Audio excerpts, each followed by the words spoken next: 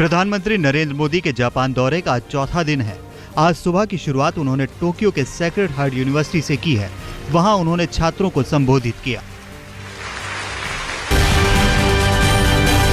और इसलिए मैं कभी कभी कहता हूं, science of thinking and art of living, ये दोनों का कॉम्बिनेशन चाहिए। पीएम मोदी आज जापान के सम्राट आकिहितो से मिलेंगे। टोक्यो के इंडियन सेंटर में वो प्रवासी भारतीयों से भी मुलाकात करेंगे। वो जापान के उद्योगपतियों से भी मिलेंगे। शाम को वो विवेकानंद सेंटर जाएंगे। प्रधानमंत्री नरेंद्र मोदी और जापान के पीएम शिंजो एबे की शिखर वार्ता में भारत जापान दोस्ती का नया अध्याय लिखा गया। जापान के साथ मोदी ने कारोबार से लेकर निवेश, रक्षा, संस्कृति और बुलेट ट्रेन तक के समझौतों पर हस्ताक्षर दर्ज किए। अपने पहले जापान दौरे में प्रधानमंत्री मोदी ने 2 लाख करोड़ से भी ज्यादा के निवेश का पक्का वादा हासिल करके कारोबारी रिश्तों को नई पहचान दी। हमने ऐसे निर्णय लिए हैं जिससे भविष्य और मजबूत होंगे। विशेष रूप से youth exchange, language training, Hindi और जापानी भाषा में प्रशिक्षण, कल्चरल एक्सचेंज, अनुसंधान और विकास में साथ काम करना। मोदी सरकार के 100 दिन पूरा होने के उपलक्ष्य में सूचना प्रसारण मंत्री प्रकाश जावड़ेकर और विज्ञान एवं तकनीकी मंत्री जितेंद्र सिंह अपने मंत्रालयों का लेखा जोखा पेश करेंगे। इस मौके पर आज तक ने भी खास आयोजन किया है। सुबह 11:30 बजे से दिन भर चलने वाले पंचायत आज तक कार्यक्रम में केंद्रीय मंत्री नितिन गडकरी, प्रकाश जावड़ेकर और रविशंकर प्रसाद के अलावा तमाम दलों के दिग्गज नेता 100 दिन के मोदी राज का विश्लेषण करेंगे।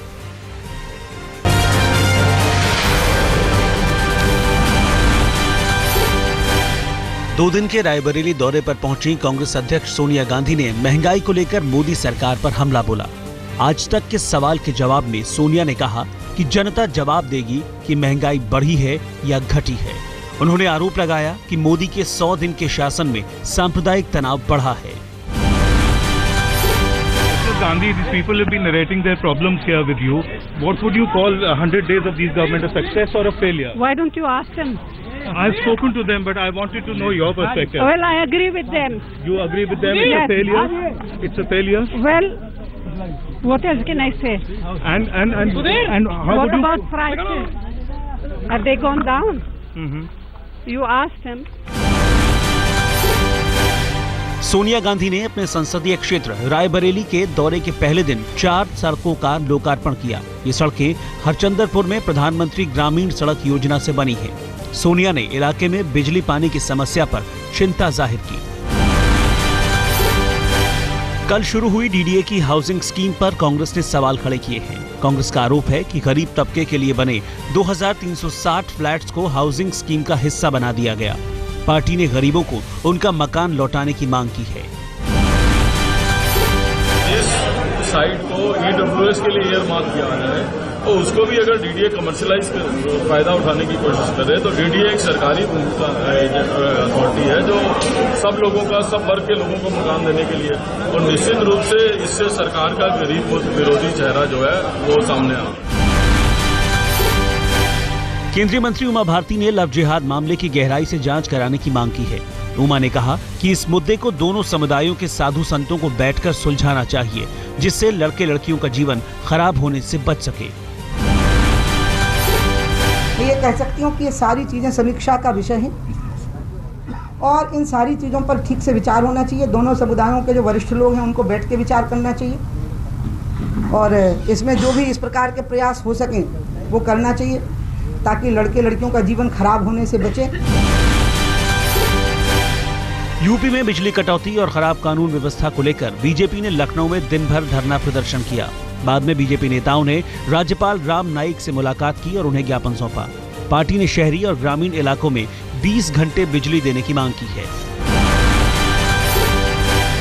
केरल के कन्नूर जिले में राष्ट्रीय स्वयंसेवक संघ के कार्यकर्ता की हत्या पर बवाल मच गया है। हत्या के विरोध में आरएसएस और बीजेपी ने राज्यव्यापी बंद बुलाया है। महाराष्ट्र में बीजेपी और शिवसेना के बीच सीटों के बंटवारे पर गुत्थी बनी हुई है। इसे सुलझाने पार्टी अध्यक्ष अमित शाह गुरुवार को मुंबई आ रहे हैं। इस बीच महाराष्ट्र विधानसभा चुनाव में बीजेपी प्रधानमंत्री नरेंद्र मोदी के सुशासन को मुद्दा बनाकर उतरेगी। महाराष्ट्र आज भी ये चाहता है कि मोदी जी का जो विकास का सपना है वो महाराष्ट्र में साकार हो, और मोदी जी का सपना अगर महाराष्ट्र में साकार करना है तो मोदी जी के साथ चलने वाली सरकार ये महाराष्ट्र में लानी पड़ेगी।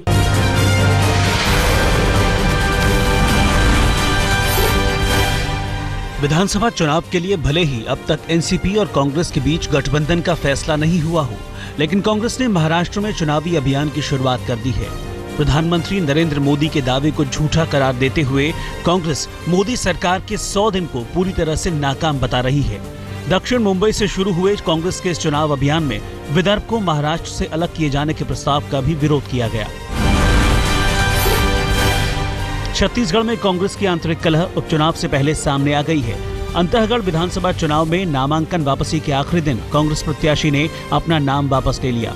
नाम वापसी के बाद कांग्रेस उम्मीदवार ने पार्टी पर मनमानी करने और गुटबाजी को बढ़ावा देने का आरोप लगाया। कांग्रेस का ये उम्मीदवार राज्य के पूर्व मुख्यमंत्री अजीत जोगी का कट्टर समर्थक है। इस घटना के बाद प्रदेश कांग्रेस इकाई ने पार्टी आलाकमान से जोगी की शिकायत की है। कर्नाटक के नए गवर्नर वाजुभाई वाला ने अपने पद की शपथ ली। कर्नाटक हाईकोर्ट के चीफ जस्टिस डीएच वाघेला ने नए गवर्नर को उनके पद और गोपनीयता की शपथ दिलाई। कर्नाटक के नए गवर्नर वाजुभाई ने रोसैया से प्रभार लिया, जो तमिलनाडु के गवर्नर हैं, और फिलहाल उनके पास कर्नाटक का अतिरिक्त प्रभार भी था।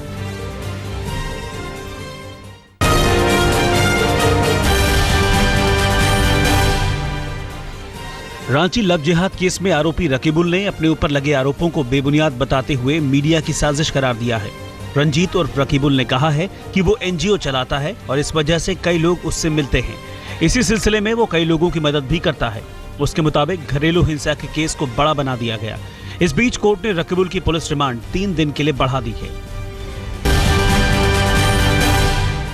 कानपुर के कथित लव जिहाद केस में ट्विस्ट आ गया है। नाबालिग लड़की ने कानपुर पुलिस पर आरोप लगाया है कि पुलिस उसके बयान से जबरन धर्मांतरण की बात हटा रही है। दरअसल कानपुर में एक नाबालिग लड़की ने शिकायत दर्ज कराई कि आरोपी लड़के ने जबरन उसका धर्मांतरण कराया और फिर उसके बाद जबरदस्ती निकाह किया। लड़की का आरोप है कि लड़का अपनी पहचान छिपाकर उसके करीब आया था। जब उसे सच्चाई का पता चला तो आरोपी ने उसे बंधक बना लिया। 30 अगस्त को गुड़गांव में एक्सिस बैंक के एटीएम गार्ड की हत्या का मामला पुलिस ने सुलझा लिया है। गुड़गांव पुलिस ने दौलताबाद के रहने वाले रवि को लूटपाट और हत्या के मामले में गिरफ्तार किया है। दरअसल टीवी चैनल पर चले सीसीटीवी फुटेज को देखकर गांव वालों ने आरोपी युवक की पहचान कर ली। उत्तर पूर्वी दिल्ली के ब्रह्मपुर इलाके में 2 बाइक सवार बदमाशों ने एक प्रॉपर्टी डीलर को गोली मार दी। बताया जा रहा है कि 40 साल के प्रॉपर्टी डीलर असलम को रंगदारी न देने पर बदमाशों ने गोली मारी। प्रॉपर्टी डीलर की हालत स्थिर बनी हुई है। दिल्ली में पहली बार कच्चा बनियान गिरोह की तस्वीरें कैमरे में कैद हुई। साउथ दिल्ली के सैनिक फार्म में एक फार्म हाउस में कच्चा बनियान गिरोह के बदमाशों ने वारदात को अंजाम देने की कोशिश की, लेकिन फार्म हाउस में मौजूद कुत्तों की वजह से ये बदमाश अपने मंसूबों में कामयाब नहीं हो पाए। सीसीटीवी में गिरोह के 5 बदमाशों की तस्वीरें कैद हैं। गाजियाबाद के एक नामी स्कूल की छात्रा के साथ छेड़छाड़ का मामला सामने आया है। आरोपी गाजियाबाद के राजनगर इलाके की उसी स्कूल का म्यूजिक टीचर है। छात्रों के परिजनों की शिकायत पर आरोपी टीचर को गिरफ्तार कर लिया गया है।